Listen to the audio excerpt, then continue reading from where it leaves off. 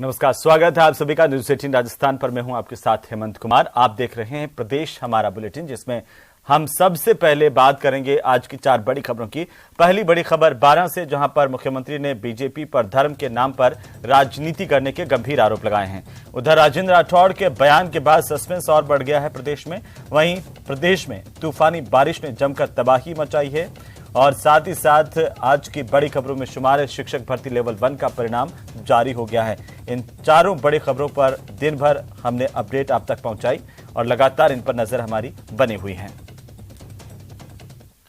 तो चलिए अब खबरों को विस्तार से देखते हैं। प्रधानमंत्री नरेंद्र मोदी के 31 मई के अजमेर दौरे को लेकर भारतीय जनता पार्टी की तैयारियां तेज हो गई हैं। नेता प्रतिपक्ष राजेंद्र राठौड़ लगातार अजमेर में कैंप कर रहे हैं। न्यूज 18 से खास बातचीत करते हुए राजेंद्र राठौड़ ने कहा कि प्रधानमंत्री मोदी के अजमेर यात्रा के दौरान कुछ चौंकाने वाला हो सकता है। वहीं प्रधानमंत्री के दौरे से पहले सियासी अटकलें भी तेज हो गई हैं। राजेंद्र राठौड़ के बयान से सस्पेंस बढ़ गया। उन्होंने कहा कि कुछ चौंकाने वाली बातें भी होने की संभावना है। तो क्या कांग्रेस के कुछ बड़े नेता इस समय भारतीय जनता पार्टी के संपर्क में हैं? देखिए, ये मैं कह नहीं सकता। इसके परिणाम जब आएंगे तो अपने आप आपके सामने आएंगे और निश्चित तौर पर कुछ चौंकाने वाली बातें भी होने की संभावना है। वहीं नेता प्रतिपक्ष राजेंद्र राठौड़ के चौंकाने वाली बात की संभावना पर कांग्रेस पार्टी ने जोरदार पलटवार किया है। कांग्रेस के प्रवक्ता आरसी चौधरी ने कहा कि ईडी सीबीआई के डर से भ्रष्ट लोग बीजेपी में शामिल हो सकते हैं, लेकिन जनता प्रधानमंत्री मोदी से महंगाई समेत अनेक मुद्दों को लेकर के सवाल पूछेगी। भारतीय जनता पार्टी के नेता प्रतिपक्ष राजेंद्र राठौड़ जी का बयान बड़ा हास्यास्पद और कायराना सा लगता है, क्योंकि राजस्थान की जनता को 9 साल बाद में भी बताने के लिए उनके पास में मुद्दे नहीं है। सिर्फ वो कहते हैं कि कुछ बड़ा होने वाला है, कुछ नेता भाजपा ज्वाइन कर सकते हैं। भारतीय जनता पार्टी के ईडी से, सीबीआई से, केंद्रीय एजेंसियों की भय से भ्रष्ट लोग निश्चित रूप से आपका दामन थाप सकते हैं। उधर नए संसद भवन के उद्घाटन समारोह को लेकर विवाद लगातार बढ़ता जा रहा है। अब नागौर सांसद और आरएलपी के सुप्रीमो हनुमान बेनीवाल ने भी संसद के नए भवन के लोकार्पण कार्यक्रम का बहिष्कार करते हुए सवाल खड़े किए हैं। हनुमान बेनीवाल ने इसके पीछे का कारण जंतर मंतर पर आंदोलित पहलवानों के सम्मान और समर्थन को बताया। इसी को लेकर सांसद बेनीवाल ने एक बयान जारी किया। सुनिए क्या कुछ कहा। कि नए भवन का लोकार्पण कार्यक्रम है।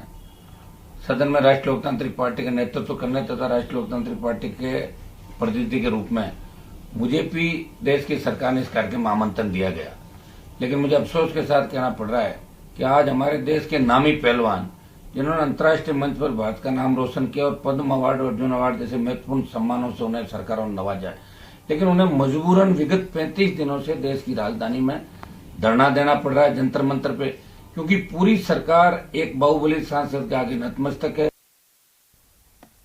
तो वहीं राजस्थान में बीती रात को आंधी तूफान ने जमकर तबाही मचाई। बिजली की गड़गड़ाहट के साथ हुई तेज बारिश की वजह से और तेज हवाओं के चलने से पेड़ और खंभे धराशायी हो गए। तूफानी बारिश की वजह से प्रदेश में 14 लोगों की मौत हुई है। रिपोर्ट देखिए।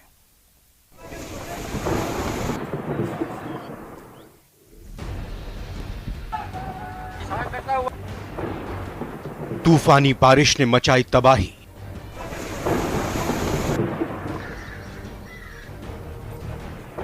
पेड़ गिरे, खंभे हुए धराशायी।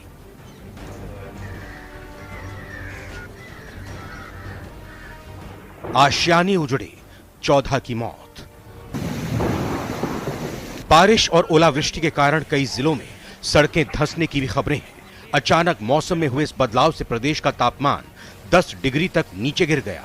मौसम विभाग के मुताबिक 28 मई से नया वेस्टर्न डिस्टर्बेंस एक्टिव हो रहा है। प्रदेशवासियों को अगले 7 दिनों तक भीषण गर्मी से राहत मिल सकती है, लेकिन बदलते मौसम के बीच अलर्ट रहने को भी कहा जा रहा है।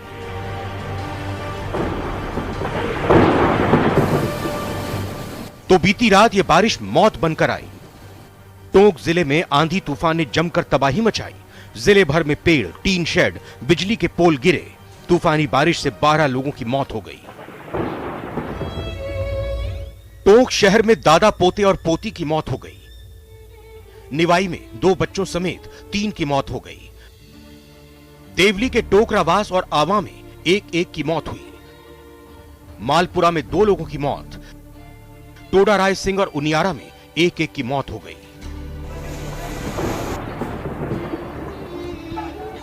मंजर इतना खतरनाक था सर, ये देखने के बाद आदमी के रोंगटे खड़े हो जाए। करीब करीब 10 लोग घायल हैं और 3 लोगों की मौत हो चुकी है उसमें, जिसमें 2 तो मेरे भतीजे हैं, एक हमारे बड़े पापा है। आपको आंधी तूफान आया है, उसके नीचे हमारा पूरा परिवार दब गया, 10 लोग घायल है, जख्मी है। अचानक आया आंधी तूफान।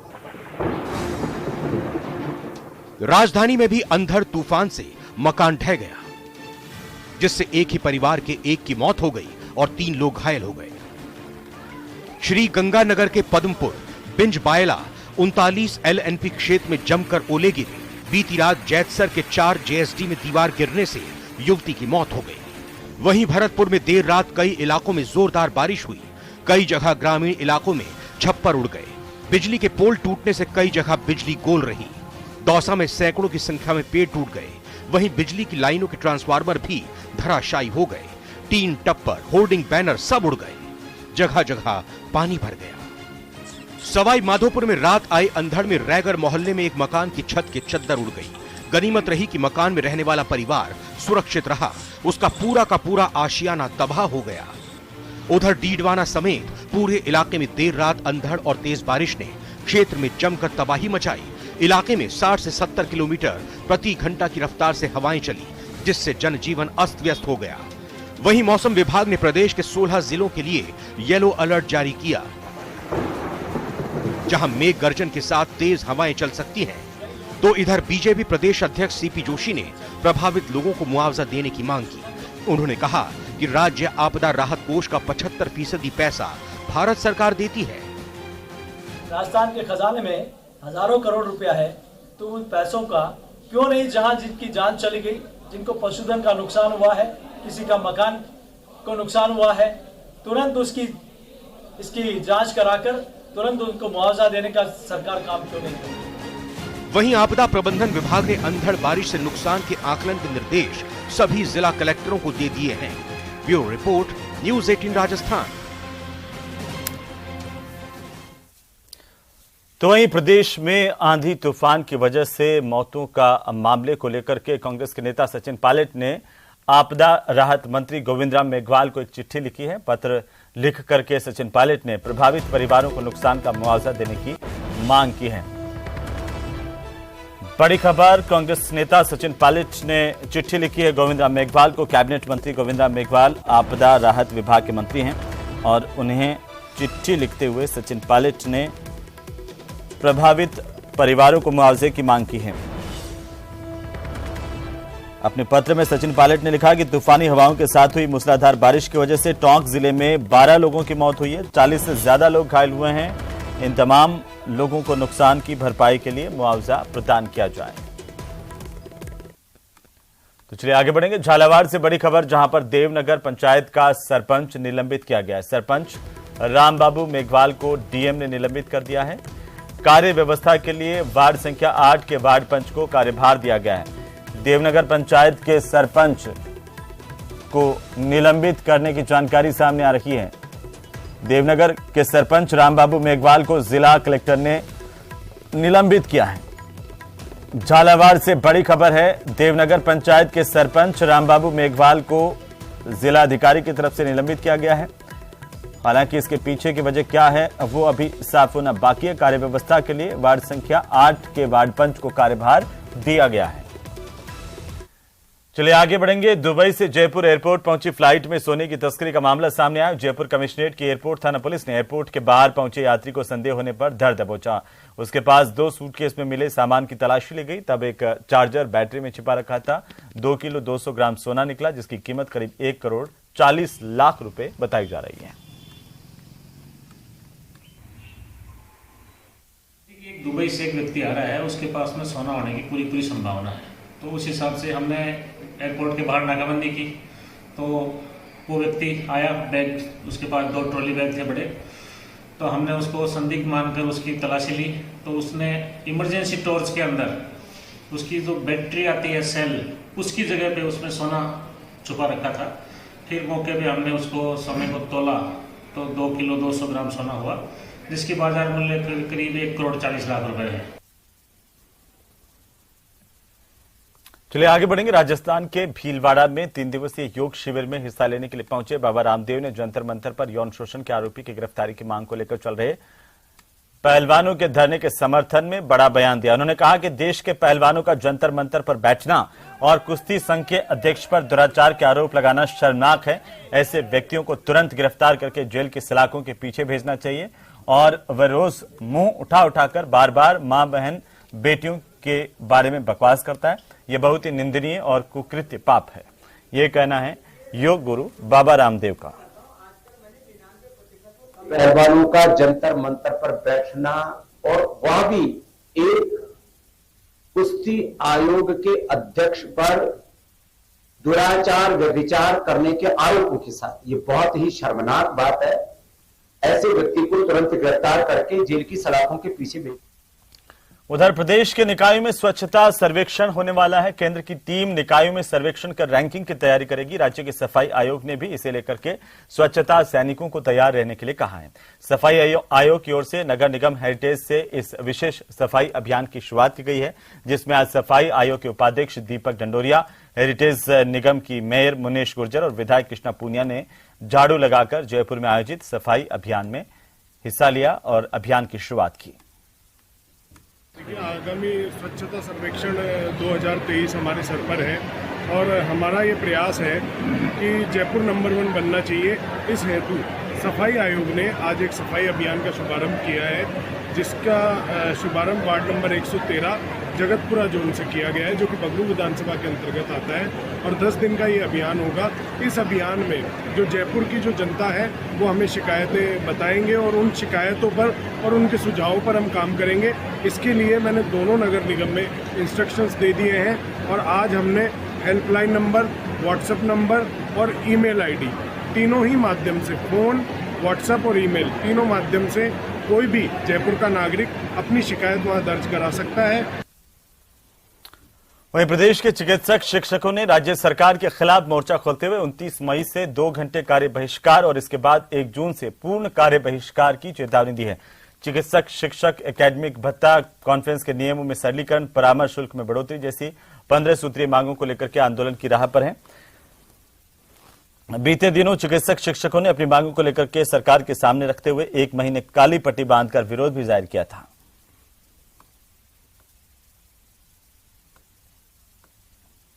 हम लोग सरकार को से रिक्वेस्ट भी कर रहे हैं और मुख्यमंत्री जी की भावनाओं को ध्यान रखते हुए लगभग हमने 1 महीने तक रिबन बांध के, काली पट्टी बांध के अपना विरोध भी जाहिर किया था। इसके तहत सरकार ने एक कमेटी बनाई थी सचिव महोदय के, उसमें उसको बनाए हुए 25 दिन हो गए। उसमें हमने अपनी सारी मांगों के बारे में चर्चा की थी डिटेल में जॉइंट सेक्रेटरी के सामने। सरकार भी काफी समय तक सहमत थी उनमें। इसमें से कि मुख्य प्रमुख मांग थी कि जैसे एकेडमिक अलाउंस 229 रुपए प्रति माह मिलता है, जो कि पिछले 30 साल से 35 साल से जब से हमने सर्विस ज्वाइन की है उसी में मिल रहा है।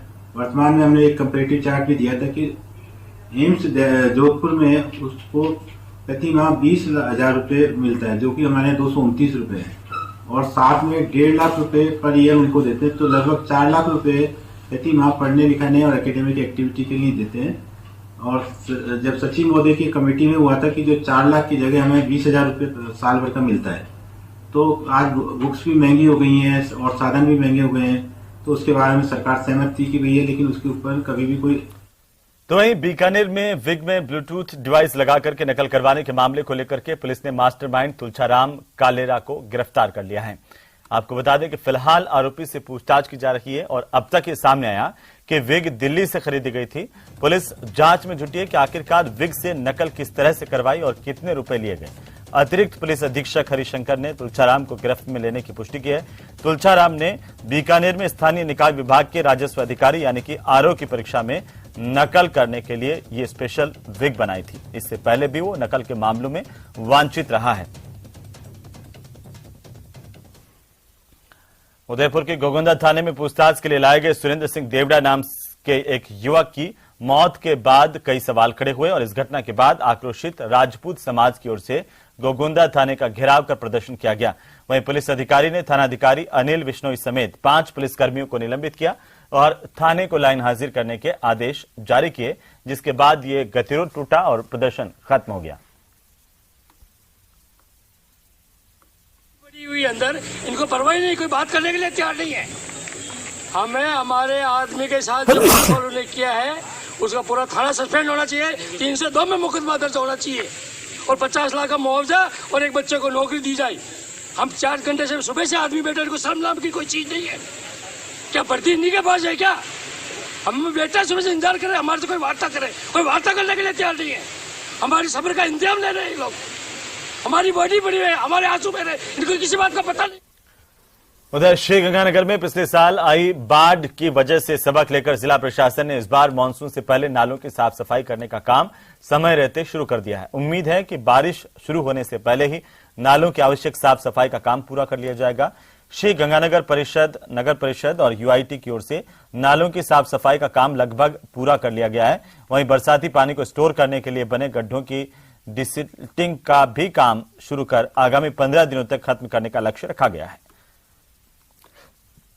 प्रदेश के सरहदी जिले श्री गंगानगर में प्री मानसून से पूर्व स्थानीय निकाय के साथ साथ प्रशासन के द्वारा नालों की डिसिल्टिंग का काम शुरू कर दिया गया है। पिछले काफी समय से नालों की डिसिल्टिंग का काम किया जा रहा है। चूंकि पिछली साल बात करें तो सरहदी जिले श्री गंगानगर में श्री गंगानगर वासियों को बाढ़ जैसे हालातों का सामना करना पड़ा, तो ऐसे में स्थानीय प्रशासन इस बार काफी अलर्ट दिखाई दे रहा है और नालों की साफ सफाई का काम पहले ही शुरू करते हुए उन हालातों से बचने का प्रयास कर रहा है जो पिछले साल हमें देखने को मिला। अभी हम इस समय श्री गंगानगर के एक गड्ढे पर ही मौजूद है और यहाँ का जायजा यहाँ के स्थानीय प्रशासन के द्वारा लिया जा रहा है। श्री गंगानगर एडीएम सिटी उमेश सिंह रत्नू, श्री गंगानगर नगर परिषद आयुक्त के साथ साथ यहाँ के स्थानीय पार्षद भी मौके पर मौजूद है और प्रयास कर रहे हैं कि पानी, जो बरसाती पानी इकट्ठा होता है, उसके ड्रेनेज को लेकर एक प्रॉपर प्लानिंग की जा सके ताकि श्री गंगानगर वासियों को आगामी मानसून के दौरान बाढ़ जैसी स्थितियों का सामना नहीं करना पड़े जो पिछली साल हमें देखने को मिली थी। नया संसद भवन एक भारत श्रेष्ठ भारत की भावना को आत्मसात करता है। अधिकारियों के अनुसार सागौन की लकड़ी नागपुर महाराष्ट्र से मंगवाई गई थी, जबकि बलवा पत्थर सरमथुरा राजस्थान से खरीदे गए थे। नए भवन में फर्श लगाने के लिए कालीन उत्तर प्रदेश के मिर्जापुर से मंगवाए गए थे। बांस की लकड़ी का फर्श अगरतला त्रिपुरा से आया। राजनगर राजस्थान और नोएडा से यूपी स्टोन जाली वक्स प्राप्त हुए। अशोक प्रतीक के निर्माण में शामिल सामग्री औरंगाबाद महाराष्ट्र और जयपुर राजस्थान से मंगवाई गई, जबकि अशोक चक्र इंदौर मध्य प्रदेश से आया था। अधिग्रहित कुछ फर्नीचर मुंबई से खरीदा गया। लाखा जैसलमेर से लाखालाल ग्रेनाइट प्राप्त होता था और अंबाजी सफेद संगमरमर जो है अंबाजी राजस्थान से मंगवाया गया था। केसरिया ग्रीन स्टोन उदयपुर से मंगवाया गया। पत्थर की नक्काशी का काम आबू रोड और उदयपुर से करवाया गया कारीगरों से और पत्थर का संग्रह कोटपुतली राजस्थान से था।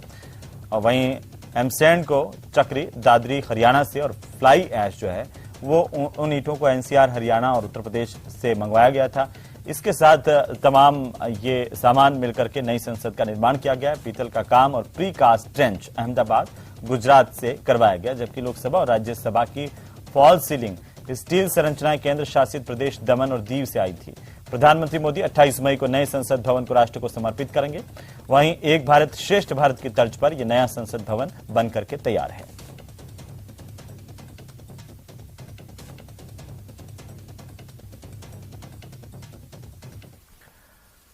और अगली खबर कोटा से, जहां रेलवे स्टेशन पर एक युवक की पिटाई की लाइव तस्वीरें सामने आई। तस्वीरों में आप देख सकते हैं कि कैसे आरपीएफ का एक जवान, जिस पर आरोप है कि वो डंडे से प्लेटफॉर्म नंबर 1 पर एक युवक को पीट रहा है। वीडियो वायरल होने के बाद अधिकारियों ने कांस्टेबल गौरव कुमार को सस्पेंड कर दिया है।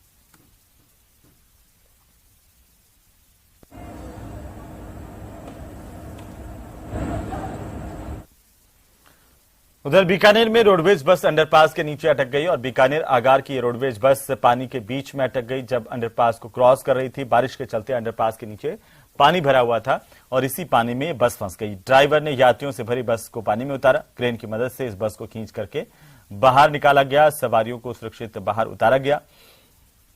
वहीं लूण करणसर इलाके के अमरपुरा से बीकानेर ये बस आ रही थी, इसी दौरान बीच रास्ते में फंसी।